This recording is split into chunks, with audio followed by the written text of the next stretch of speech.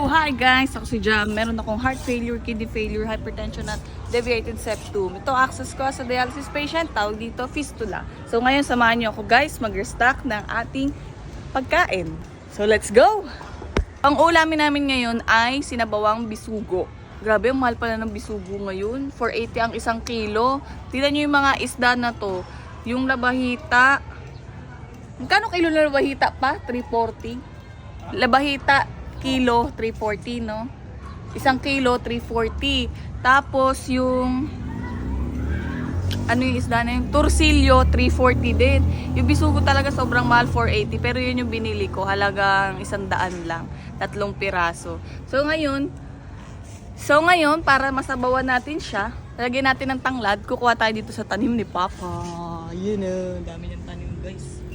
Ayan ang gaganda ng mga tanim niya. Tingnan mo yung sambong na hiningi ko noon. Ito na, nabuhay na ni Papa. Ang laki ng sambong guys. Ang laki, ang ganda. Pero usog.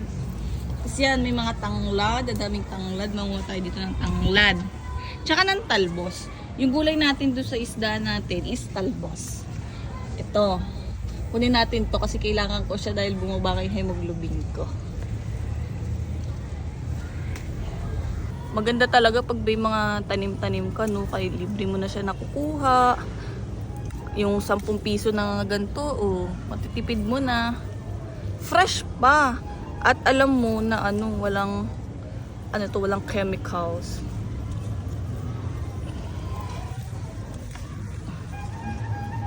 Hindi natin konting tanglad. Ito talaga kinukuha ko guys, yung mga mga mink-mink. Diba? Ayan dami. Ayan na guys, meron na tayong talbos tsaka tanglad. Libre lang yan nakuha dito sa talim ni Papa. Dami ang healthy ng mga yan pero usog sa inyo. Tsaka ito yung malunggay. Sana mabuhay siya. Yung extension ng palengke ay nandito sa bahay nila mama. Diba ang galing ng anak ko guys? Ano ba? Ang galing! Dito na malingki na. Kasi nakalimutan kong bumili ng luya, ng ceiling green, kasi magsasabaw nga ako ng bisugo. 'Di ba? Hindi ako kompleto mamalengke eh. Kaya dito ko na lang kukunin kila mama. Wait lang. Hindi ko na mahawakan eh.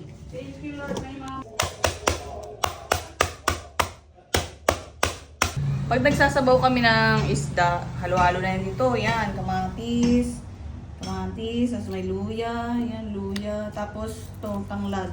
Hanggang sa kulo lang yan, kulo, bahala na siya kumulo dyan. Yan yung mga Bisaya, yan, Bisaya kasi ako guys. Yung mga Bisaya, mahilig sa mga sinabawang isda. Yan, yung mga kakaibang isda, kasasabawan, yun, mahilig yung mga Bisaya sa ganun. Mga Ilocano, hindi masyado, no? Hindi ko alam. Yung partner ko, hindi marunong magsabaw ng isda. Tapos yung asawa din ng pinsan ko, Ilocana din.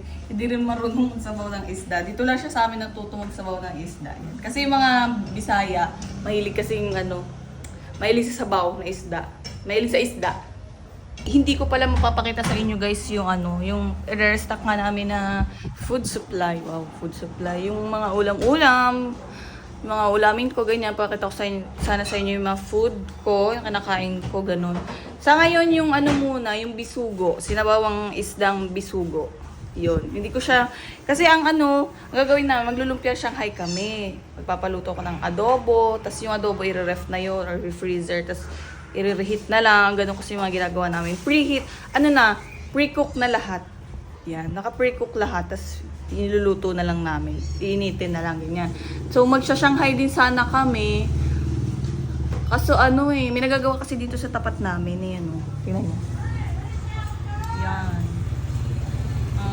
Yan, project yan ng barangay namin. Nagagawa sila ng pathwalk dito sa tapat namin. Maalikabok. Maalikabok siya, hindi ko naman masara yung bintana. Gawa ng sobrang init dito sa loob pag nagluluto.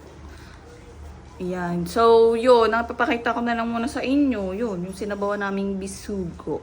Sobrang mahal ng bisugo. Yung kasi talaga yung mga pagkain ng mga may mga sakit. No? May sakit ka na nga, bibentahan ka pa ng mahal. Kung ano pa yung nararapat. Ay, ewan. Yung nabili naming isda, bisugo lang. Kasi mas mura yung ano mga karne. Yung kasim, 290. Ayun, gagawin namin Shanghai. Yung kalahati nun, giniling. Yung kalahati, pang adobo. Tapos yung manok. Magkano yung manok? 250 yung kilo ng manok. Tapos yung mga isda, 340, 390, 380, 420. Aray ko, mas mahal yung isda. Kaya yung pork tsaka chicken na lang yung binili namin. Gusto ko nga rin sana mag beef broccoli. Wow. Yung tumpok ng broccoli, 50. Mura na ba yun? Mura na po ba yun? Kaso, wala nakatawid na kasi kami. Ay, kumukulo na ang aking sabaw, guys. Oh, yan. Maganda yung kamatis kasi pampakulay yun ng sabaw. Although, may talbos ng kamote na na gulay. Kukulay naman din siya. Pero nilagyan ko pa rin ng kamatis. Pampalasa din yun. Tapos yun, ngayon lang kami magsha-Shanghai after a month. Kasi yung Shanghai na ginagawa namin, tokwa lang yung laman. Wala siyang giniling. Yung pag walang budget, tokwa lang, itlog, bawang, carrots, yan. Ganun lang yung Shanghai namin. Pero ngayon, may konti siyang giniling. May tokwa pa rin, may halo, syempre. May halo, tapos mga siguro mga gawa namin. 30 pieces, 50 pieces, ganyan. Pang isang buwan na namin yun kasi dalawa lang naman kami. Pero minsan nagbibigay kami kila mama. So ngayon, we're very thankful. Makakatikim kami ng Shanghai na. Karne talaga yung laman, hindi tokwa. Thank you, Meta. Thank you, Lord. Yan, pag kulong na. Sobrang kulo na siya. Kanina pa siya kumukulo. Lagay ko na tong bisugo. Ito Halagang 100 to, no?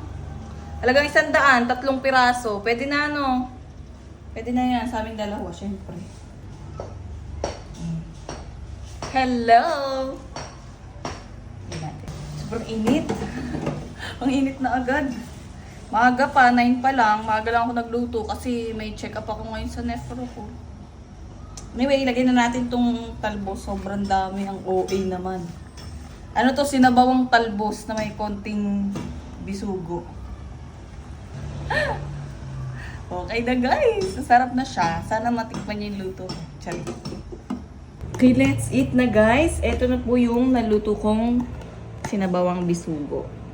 Yan, nasa ilalim lang yung gulay na sobrang daming gulay.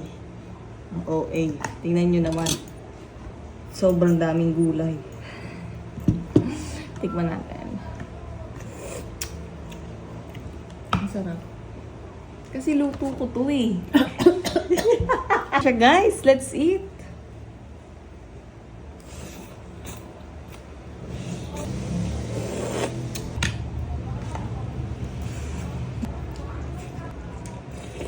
So yun, ang prutas naman natin ngayon guys ay mangustin. 55 pesos tong MX3, 3 piraso. 55, okay na yan? Basta may kaunting prutas. Pinagkatiwala ko to sa tindera. Sabi ko sa kanya, pwede pili mo ko yung pwede nang kainin ngayon yung matamis. Sana lang matamis to, te. Sa'yo lang yun. Matamis. Tapos pagkakain ko,